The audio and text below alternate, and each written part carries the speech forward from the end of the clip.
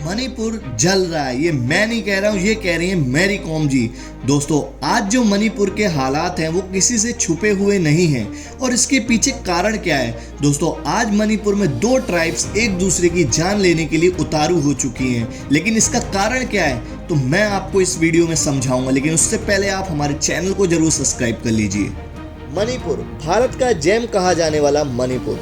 दोस्तों, अगर हम मणिपुर को देखें तो हम उसको बेसिकली दो एरिया में डिवाइड कर सकते हैं, हिली रीजन और सेंट्रल वैली। हिली रीजन जो कि मणिपुर का 90% एरिया है और यहाँ पर कुकीज और नागा कम्युनिटी रहती हैं जो कि क्रिश्चियनिटी को फॉलो करती हैं। वहीं जो वैली रीजन है वो मणिपुर का 10% लैंड है, लेकिन यहाँ पर मैथीज रहते हैं। मैथीज और मैथीज पोंगल, मैथीज जो कि वैष्णव हिंदू हैं और मैथीज पोंगल जो कि मुस्लिम्स हैं। दोस्तों, मैथीज जो सिर्फ 10% एरिया में रहते हैं, लेकिन इनकी आबादी 64% से भी ज़्यादा है। वहीं कुकी और नागा जो कि 90% एरिया में रहते हैं, लेकिन इनकी आबादी 35% के करीब है। दोस्तों, मणिपुर के 90% इलाके में रहने वाली 33 जनजातियां जो कि कुकी और नागा के नाम से जानी जाती हैं, वो ज़्यादातर ईसाई धर्म को मानती हैं।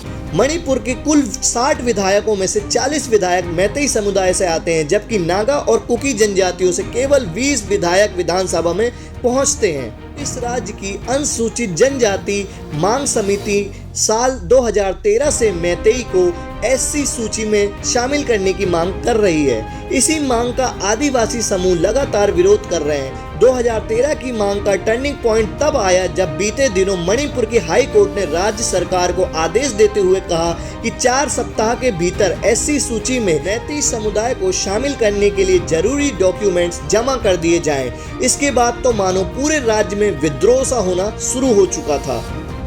जबकि मौजूदा आदिवासी समूह का कहना है कि मैतेई मणिपुर में न केवल जनसंख्या में बल्कि राजनीतिक और शैक्षिक दबदबा भी कायम है। तो अगर मैतेई को भी जनजाति का दर्जा मिल गया तो दूसरे ग्रुप के लिए रोजगार के अवसर कम हो जाएंगे, पहाड़ों पर भी जमीन कम हो जाएगी और दूसरे लोग हाशिए पे चले जाएंगे।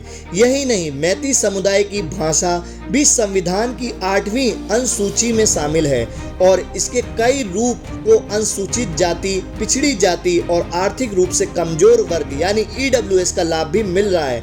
इसके बाद भी जनजाति का दर्जा नहीं देना चाहिए। इसी मुद्दे को लेकर 2 मई को all tribal student union of Manipur ने विरोध प्रदर्शन शुरू किया। इसी को आगे बढ़ाते हुए 3 मई को कई पहाड़ी जिलों में विरोध प्रदर्शन का आह्वान किया गया। इससे झड़प और हिंसा भड़क गई।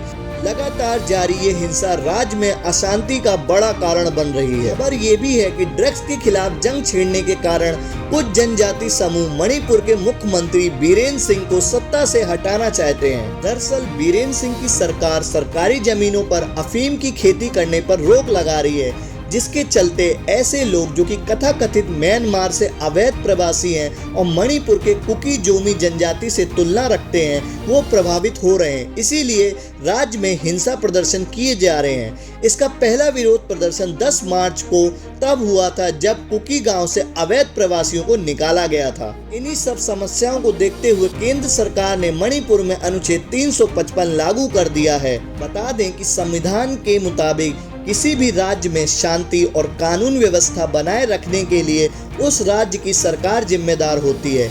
लेकिन अगर राज्य पर कोई बाहरी आक्रमण या गंभीर किस्म की आतंकी हिंसा अशांति हो जाए, ऐसी परिस्थिति में अनुच्छेद 355 के मुताबिक केंद्र सरकार दखल दे सकती है। इसके तहत केंद्र सरकार राज्य में पुलिस व्यवस्था, सेना की तैनाती और सुरक्षा सुनिश्चित करने के लिए जरूरी कदम उठाने का अधिकार रखती है।